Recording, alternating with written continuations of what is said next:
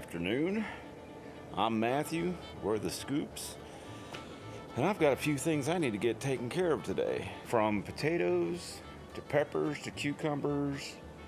We've got a few bags that we need to get filled. We got some potatoes that need to be buried. Got some transplants that need to get into some dirt.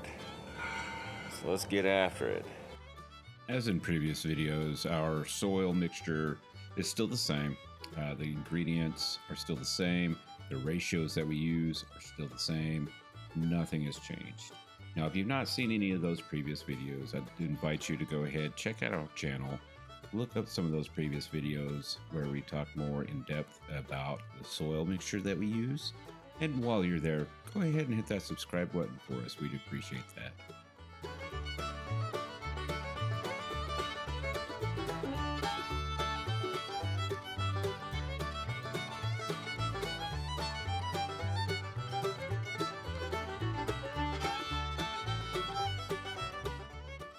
Now, in previous videos, I had mentioned that I was leaving the roots in the bags when we were clearing out garden space.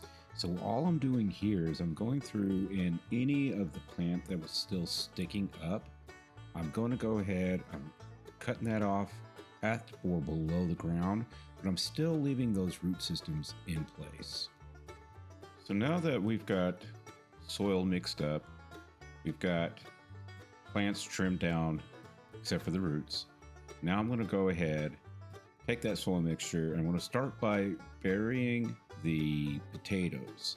So as you can see, of course, the plants are well above ground. It's time to bury these. And what will happen is that will promote the plant to produce more potatoes. And of course, some of that actual plant life itself will continue to grow. It'll break through that soil yet again, and we'll have to bury them again after that. And you just keep doing that until you reach the top of the bag, and from that point on, it's just a matter of reaching your harvest date, and we'll be pouring these out, hopefully, and getting potatoes out of them.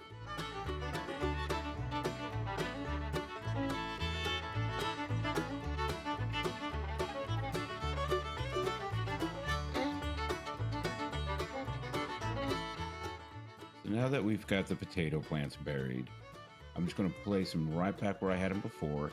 Now it looks like this is a fairly shaded area. Keep in mind that early in the morning, this is one of the first areas to actually get hit by sun. Right now it's just later in the afternoon. And now that I've got them placed, I'm just going to go ahead, give it a good watering, make sure everything's good and soaked down.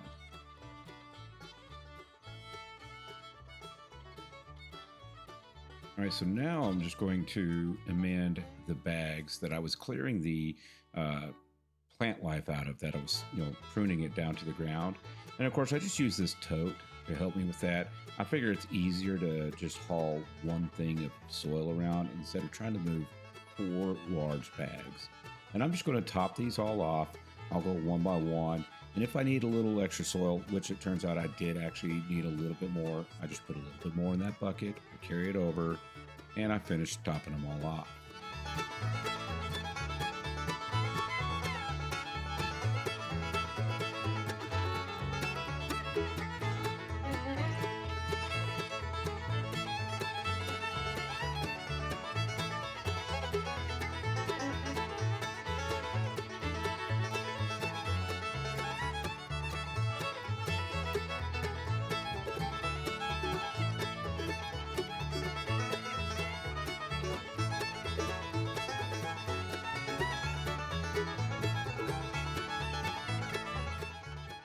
And just like I have with everything else that I've topped off or put soil into, I just water it down really well.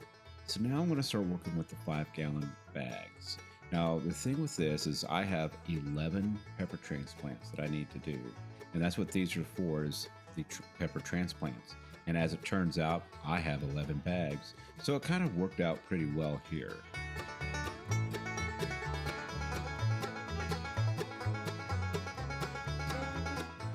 Now, as we continued to fill the bags, we started to realize that it looked like we were probably going to run out of soil, which we eventually did.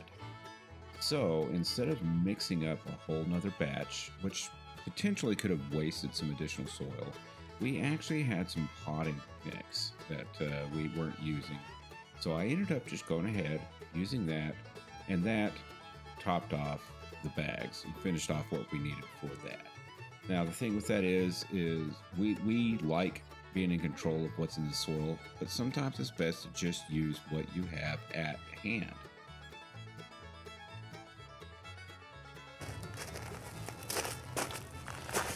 I think it's about time to pull the radishes.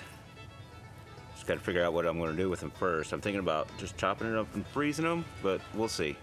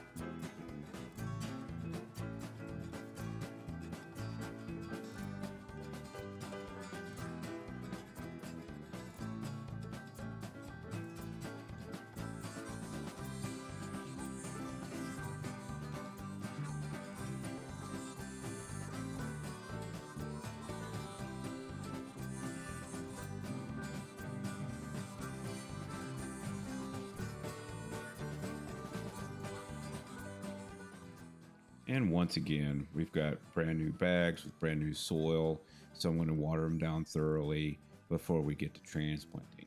Now, the first one I'm transplanting here is our poblanos, and I'm also going to go ahead and make sure that I tag these properly. That's one of the big things that I've not been doing correctly, and so each one of these bags will have its own tag. Now, I'm only putting one plant in with each bag, because I think with the 5-gallon bags, it would just be too crowded to have multiple plants. Now, keep in mind that some of the starts did, in fact, actually have 2 plants that were coming up, but I did not want to separate those at the roots because they looked like they were pretty entwined together, and I figured it'd just be better to let those grow as one plant.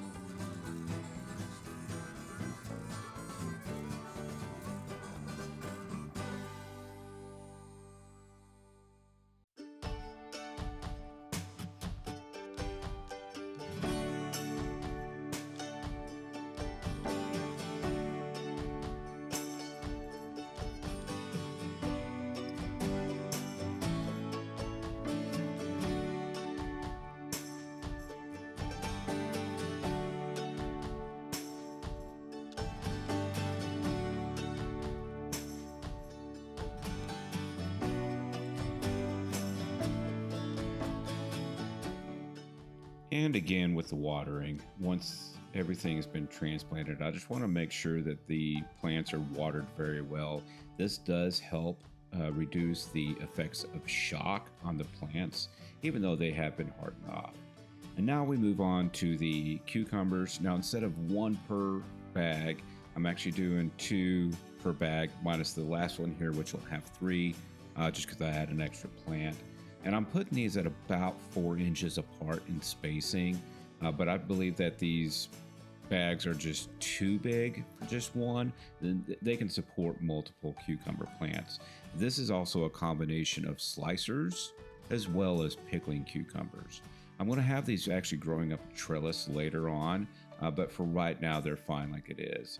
And now that everything is planted, everything is watered, I'm just going to go ahead, mulch these. I'll mulch both the cucumbers and the pepper plants, which will of course help protect the soil. It'll help kind of lock in moisture. It also helps regulate soil temperature. One thing I am doing here is making sure to kind of go through and not bury the plants. So I take my time to make sure that the mulch is underneath them and that the leaves of the cucumber plants are actually showing up. And then I give it a final watering. This is more to kind of set the mulch. Essentially, it's, of course, straw hay, and it will blow around if I don't do this. So I'll water it down a little bit, and that helps kind of keep it in place. Now, once it's set there for a little bit and then begins to break down, there'll be no issue with it blowing out of the bag at all. And that about does it for this afternoon. Got my cucumbers transplanted. I got all my peppers transplanted. I had just enough bags for the peppers, minted enough bags for the cucumbers, mixed together pretty much just the right amount of soil, obviously except for that little bit of potting soil that we used, and got what I needed done. Now, as far as the poblano chilies, I actually have one little start here that needs a little more time. It's, I guess you could say, the runt of the group. And so that one will just go right back inside, and we'll go back under the grow lights for a little bit. It doesn't look like it's sick or anything. It just probably didn't get enough light, or maybe it was a late germination. I'm not really sure, but it looks like it's doing okay. So let's just put it under the grow light and see what happens. So thank you for hanging out with me this afternoon, and thank you for your support, and for subscribing to our channel and following us as we continue to learn how to garden, and obviously continue to learn other skills as well. And we'll see you on the next one.